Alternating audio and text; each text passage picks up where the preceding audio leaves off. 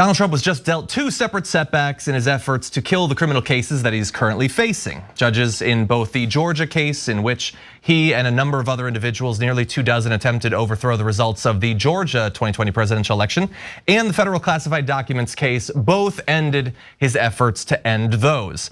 Now, the argument that was given by the Trump legal team in the 2 different cases was very different, and the likelihood that the judges would rule in the way that they did also very different. And I want to start with the one that I think I was most surprised by. That Judge Eileen Cannon, a judge who was of course put on the bench by Donald Trump, that has shown a willingness to make bizarre decisions in his favor, risking perhaps her control over this case. She could be pulled theoretically because of the bias that she's systematically shown. And also a willingness to delay the proceedings at every turn, has not given in to the Trump legal argument, philosophy kind of that they're making here.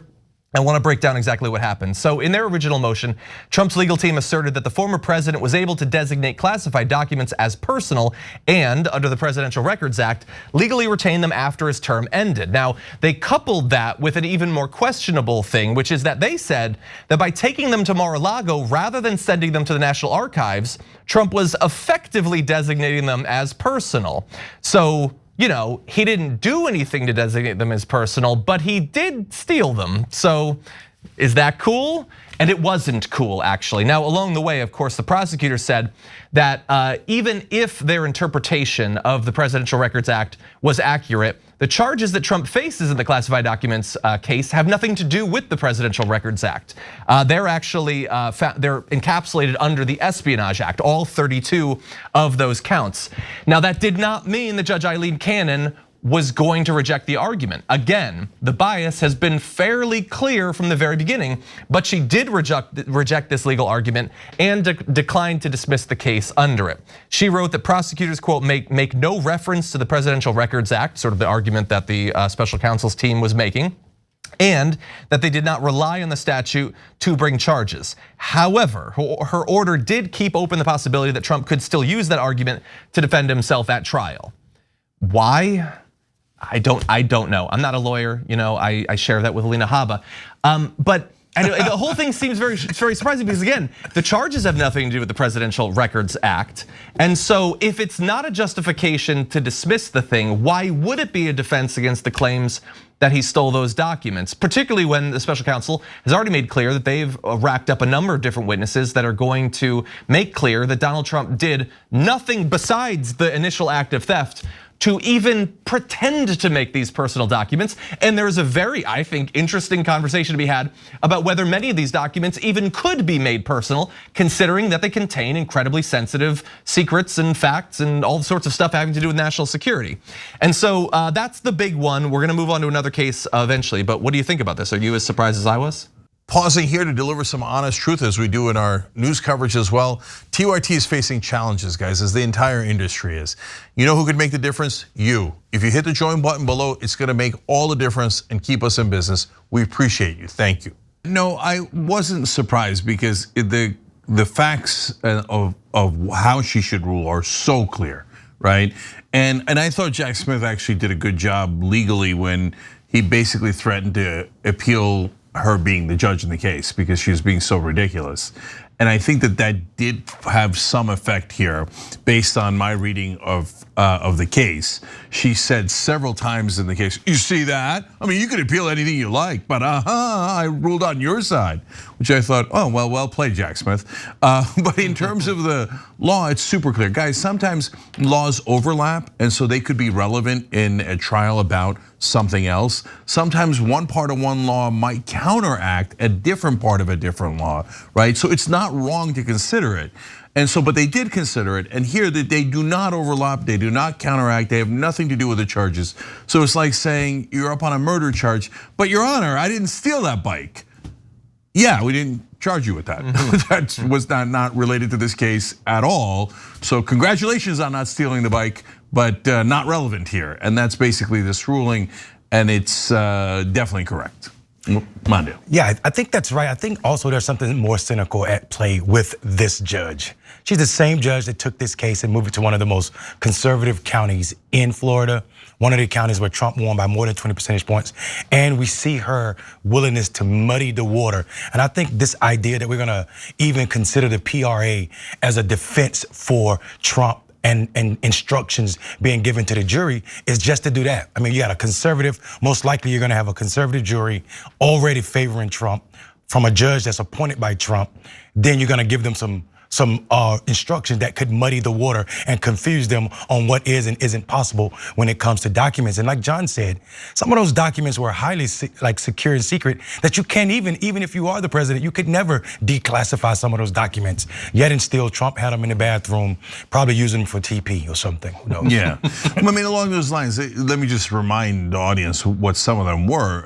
It was Iran's defenses, some of the nuclear secrets of other countries. I mean, it doesn't get any more classified than this. For him to say like, well, I just took it for memorabilia. That's not, no, you didn't. And no, that's not a thing. And it's not even close to a thing. Look, guys, I've said this 100 times. The MAGA guys are not 100% wrong in the politicization here in the sense that the timing is wrong, right? They should have brought these cases the minute that Trump left office or didn't cooperate with the FBI, et cetera, et cetera. Waiting 2.5 years before charging him is, I think, really problematic. But in terms of did he actually do these things, it's not close. He definitely did. He took some of our top secrets and he brought them home. And whenever he's, goes into court, his defenses are preposterous. And by the way, you know that I'm being honest and genuine with you guys, because when they're not, I tell you, for example, in the fraud case, I said, look, I don't think they should take his properties until all the appeals are over. That's a legitimate point to make, right? So, but in a case where you take home the biggest top secret documents we have, the FBI asks for them back and you don't give them back and you hide them, and this is not close. It's not anywhere near close. He definitely did it, and this is just the beginning. Yeah. And bear in mind at the same time that they're claiming that all of these documents, like the literal Death Star plans, are his personal property. He's saying that Joe Biden didn't get to take home his own personal notes and diaries that he took. That's not personal, but the nuclear secrets are personal. So there's just a wee bit of hypocrisy on there. But in any event, again, the possibility that the PRA could pop up in the case remains. In particular, the judge who largely ruled against Trump here also had kind of harsh words for the special counsel, because the special counsel had been pushing for her to definitively make clear that the PRA would not pop up in some way in the jury instructions for the eventual case, if and when it ever happens. And she said that that demand was unprecedented and unjust. I mean, bear in mind, she has been presiding over this case for months and months and months. So is it unjust? I mean, maybe it's a tad bit aggressive, but we still don't even know when this case is gonna happen. So I think trying to light a little bit of a fire under the gown, or the robe, is I think that's just at this point. People deserve to know what actually happened there. And we deserve to get to like the conclusion of this case so that, as you pointed out, Mondale, the incredibly MAGA population of that county can just let him off scot-free anyway. But we should at least give them the chance to do that. In any event, Trump was very mad at the special counsel over some of the pressure they were putting on Eileen Cannon. I'm not gonna read this entire bleat that he put out, but he refers to the special counsel as deranged special counsel Jack Smith. I think he's implying the special counsel has some sort of mental disability or something, which is a little bit rich coming from Donald Trump. But he talks about his failure as a prosecutor. He's constantly overruled and everything. I don't know, maybe he's a failure, but he won this round against you, so a little bit of respect for that. He calls him a lowlife who is nasty, rude, and condescending, and obviously trying to play the ref, which is rude because that is, after all, his ref. But anyway, he says that the guy shouldn't even be on the case and he did nothing wrong, but Biden did, and they let him off scot-free. Again, with his personal diaries that he used to write an autobiography. That's what you should go to jail for, not the nuclear defense plans. How did that happen, Jack? A two-tiered system of justice, election interference. And I agree with him on that last part. I think that pretty much every step of this Eileen Cannon case has proved that we do have a two-tiered system of justice. It's just stacked in the opposite direction that he would have you believe. But in any event, I do want to make sure that we get to the other case, because we didn't just have a ruling on the classified documents. A couple of other cases also popped up in the news. In the Georgia election subversion case, Fulton County Superior Court Judge Scott McAfee rejected the argument that had been made by Donald Trump's legal team that whatever it is that he did in the attempt to overturn the results of the election in Georgia in 2020, all of that should be allowed under the First Amendment. Basically, you have free speech as an American, and so it would be nice if that got him off scot-free, I guess. I guess you can pressure a Secretary of State and tell them to find 11,000 votes, that's free speech. And you can line up a slate of fake electors and have them sign documents fraudulently, and that's all free speech. And of course I'm being sarcastic because it wasn't. And not surprisingly in this case, the judge was not buying it. The judge said the defense has not presented, nor is the court able to find any authority that the speech and conduct alleged is protected political speech.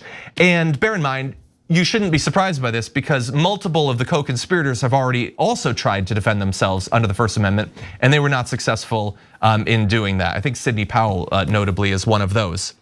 And before I throw to the discussion, this is a little bit more minor news, and it did happen on Wednesday, but his attempt to delay, not kill, the hush money trial in New York was also shot down this week. They basically wanted to wait until the Supreme Court finally rules on whether presidential immunity is a thing, which could take months. That didn't happen, so at least in that case, we're still go to launch on April 15th, so prep yourself for that. But on these, what do you think? Yeah, so a lot of comments here. First on the Atlanta case. Look, I almost don't blame Trump's lawyers for trying the free speech argument because in Washington now everything is called free speech. Campaign contributions, Sheldon Adelson wants to give Donald Trump $100 million, which he did twice. Free speech. He then gave Miriam Adelson, the wife, the Presidential Medal of Freedom. But no, not bribes, not bribes, free speech, okay? So he's like, well, I mean, me breaking the law, just like in Washington, is free speech, right? And they're like, no, that's not how it works, okay? So like in that case, I'm very interested to see if they're going to find him guilty when he said, find me 11,000 some odd votes that he needed, right? And I think a rational person interprets that as, I don't care where you find it. Find me the goddamn votes, right? And the context of the rest of the conversation shows that. But I could see that being debatable. I could see a MAGA guy being on the court going, I don't know, find me could be he thinks there are, and you go find them, right? But this idea that it was free speech, like let's say that he had said instead of find me the 11,000 votes, he was like, go print out fake 11,000 votes and then pretend they're real. And then they arrest him for that and he goes, no, free speech. No, free speech is not a defense. That's absurd, right? That's again, everything that Trump does is geared towards like press conferences and politics and getting his MAGA base to believe him. But that stuff doesn't work in court. It has to be actually attached to a law. You have to actually make a factual case and show evidence, right? And he's not even close in these cases. So, but nevertheless, I mean, look, in Atlanta, it's conceivable that he could somehow win that case, but he could consider it too big to be beyond a reasonable doubt, etc. The case that we were originally talking about, Jack Smith and the judge's canon there, the most important decision Cannon can make is when the trial starts. So all of this could be completely, and to be honest, probably will be irrelevant because the number one trick she can do and likely will do is delay the trial. Once she delays the trial, game over because it's past November. And once it's past November, that's a federal trial. So Trump can come in and go, I dismiss it. Okay, he doesn't even have to pardon himself. He says the United States government drops the case and we're done with it, okay? And let's say Biden wins and Trump doesn't, they're not gonna put him in jail anyway. Look, that's my opinion, right? So he could be found guilty in 3 different places and Biden will tell, being magnanimous, I'll pardon him, right? I would be shocked if he went to jail. So look, where it is super relevant is before the election so that the American people can know, did he do these things? Or by the way, it's super important for them to know if he didn't do those things, right? If it turns out, no, he didn't have the nuclear secrets, he didn't have Iran's defenses, he wasn't, then okay, then you should know before the election, right? Anything after the election is kind of, irrelevant, not because I treat it as political, but because I'm worried they're going to treat it as political and not actually put him in jail, even if he doesn't win. And if he does win, there's no way he's gonna put himself in jail. Quick side note, last thing here. I mean, Iran's defenses are also, and nuclear secrets also happen to be the single most valuable top secret documents that we have. Both Israel and Saudi Arabia would love to get their hands on those documents, okay? Those are the top two enemies of Iran. And by the way, two countries that the Trump family is very, very connected to. And you're telling me that was personal memorabilia that he happened to accidentally take home? Come on, guys, even if you're MAGA, you gotta have trouble believing that. Well, I don't think the MAGA has, like his movement, they don't have trouble believing it because in their eyes, whatever Jesus or Trump say, it's absolute fact, right? Even if we're talking about 2 Corinthians, which don't exist, it does not matter because it's true, because Trump said so. Here's what I would say. I absolutely agree with you, and it's sad. Trump's not going to prison. Even though he should be in prison, Trump's not going to prison. And here's the sad part about it. Whether he wins or lose, he's not gonna go to prison. And part of that is because Biden does not have the balls to send Trump to prison. Yeah, he's not gonna do it. There's a lot of truth to that. And the sad part about it is, this laughing and bragging about a 2-tier justice system, all while you are benefiting from this 2-tier justice system in a way that nobody else would. Think about someone being out on bond or bail for RICO charges and threatening and talking to the judge and their family members, or about the judge and their family members in this way, and allowed to continue it, and then just continue to go on and on and on. And there's no repercussions for it. I don't see Trump going to jail because America's not built. Just like the Hague is not built to try and hold Western nations accountable, just only black nations in Africa and people of color from the southern part of the southern hemisphere. America's justice system is not built to hold rich white men accountable, and Trump is showing us this at every corner. I mean, he's being persecuted or prosecuted by a special counsel, and we're making conversations about the timing. The timing is off, as Cenk said, but don't forget, Hillary Clinton got information dropped on her 2 weeks before an election in 2016. That is by a special counsel. So, and no one is saying anything that we are seeing, anything close to what Trump is doing. And I think the fact that America is so comfortable with this and Trump's behavior is just a testament to what this country is, has been, and will be until we get serious about changing these systems that we call unbiased, where we have political people appointing justices. And in this case, in Florida, for instance, a judge that shouldn't even be on the federal bench, really. Thanks for watching The Young Turks, really appreciate it. Another way to show support is through YouTube memberships. You'll get to interact with us more. There's live chat emojis, badges. You've got emojis of me, Anna, John, JR. So those are super fun. But you also get playback of our exclusive member-only shows and specials right after they air. So all of that, all you gotta do is click that join button right underneath the video. Thank you.